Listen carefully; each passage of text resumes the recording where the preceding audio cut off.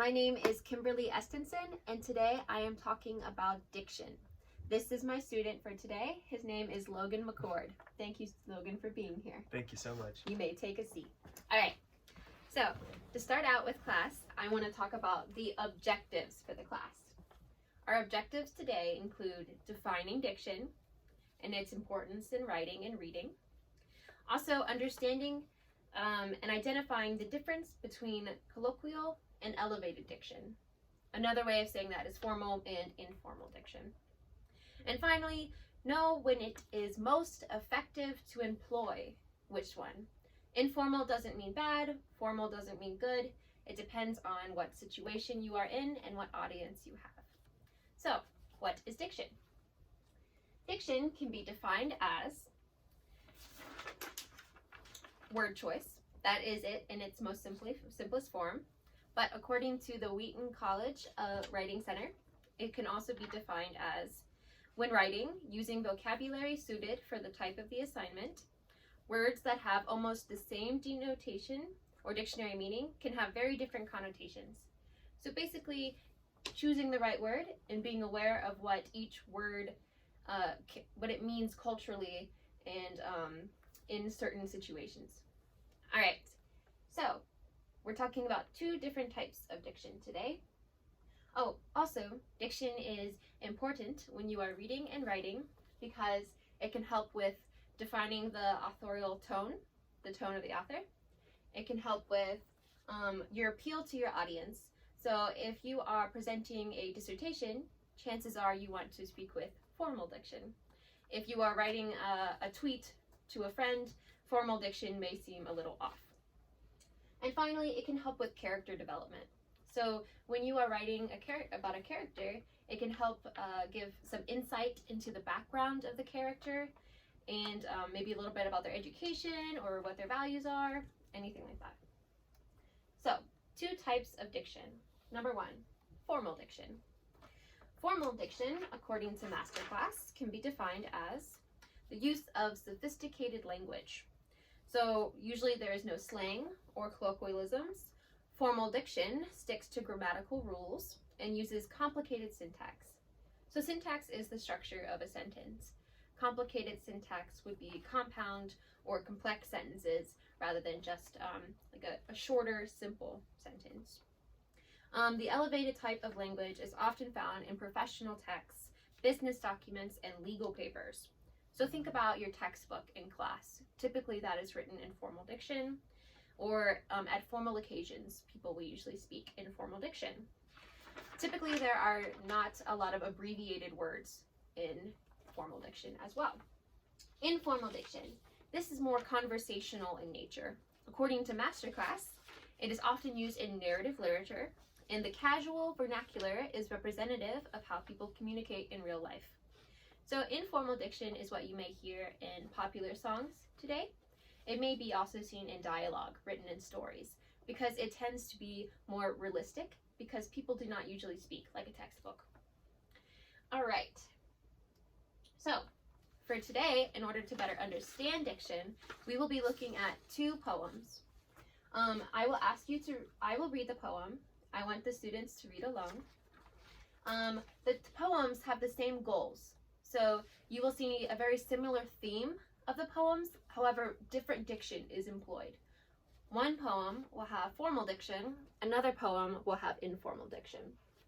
I'm going to ask you to identify some of the traits. So if you see a contraction, so can't, not instead of cannot, they write can't, that might be informal. Circle what you think is informal and what you think is formal, and we will talk about it as a class. Do you have any questions? No, I don't. So Okay. with the informal, am I also circling what I think is formal, or? Yes, yeah, and we'll see which poem has more formal and which has more informal, and we'll talk about why. What is the consequence of that? All right, so we will first be looking at Let America Be America Again by Langston Hughes. So Langston Hughes is a very famous poet in American history.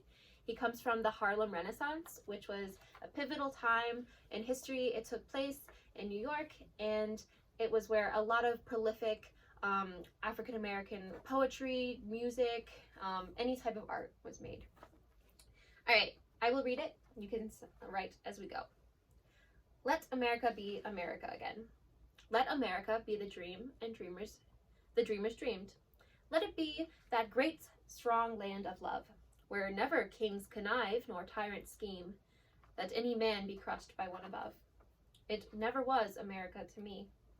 Oh, let my land be a land where liberty is crowned with no false patriotic wreath, but opportunity is real and life is free. Equality is in the air we breathe. There's never been equality for me, nor freedom in this homeland of the free. Do you need a minute or a couple seconds to circle anything? Yeah, 1 more minute. Okay, yeah. Good. So I want you to be looking for, is there a correct use of grammar? Do you see contractions? Is the syntax complicated or maybe a little bit more straightforward? Are there colloquialisms, slang used?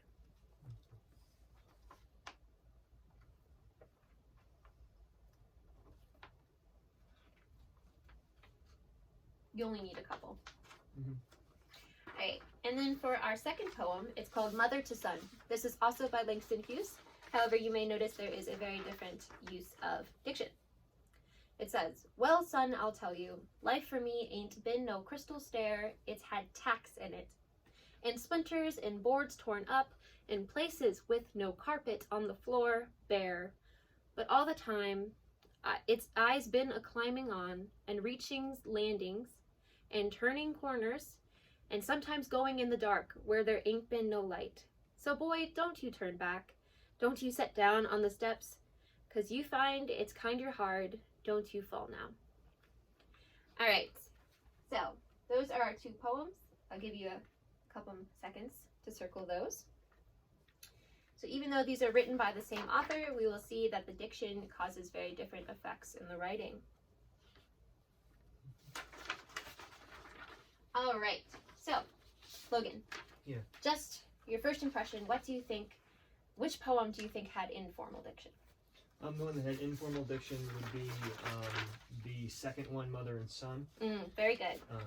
Yeah, I think that there's a lot more broken thoughts, or it seems like it's more fluid, like he's talking. Yeah. He's talking directly to the person that it's being written for. It sounds like Conversational. Yeah. Very good. Mm-hmm. Very good. Do you notice any contractions in the piece?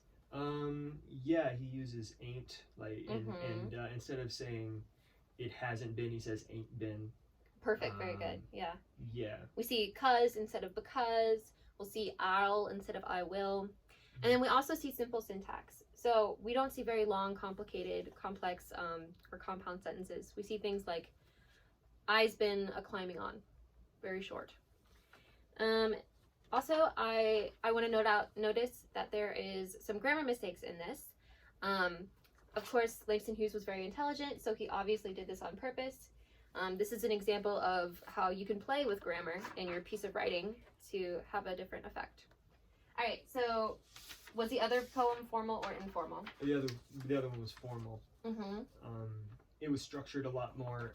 You could tell that he was really putting his thoughts together more. And there were a couple of places where there was alliteration.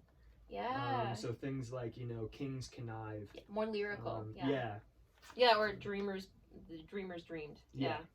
Very good. You'll see more elevated language, so like harder vocabulary words like connive and scheme. You'll also notice a lot of words that are used in formal, traditional American documents, like the Declaration of Independence or the Constitution. Words like liberty, opportunity, equality. These are all things that you'll find in traditional formal documents that use formal diction. So by using this formal diction, it shows that the author has knowledge of the American history and the documents that the country was built upon. This is also great to use formal diction if you have a more if your audience is maybe more educated or knowledgeable, you may have more ethos in that case. Why do you think it's good to use informal diction for the second one, Logan? I think it can make you sound more relatable. Mm-hmm.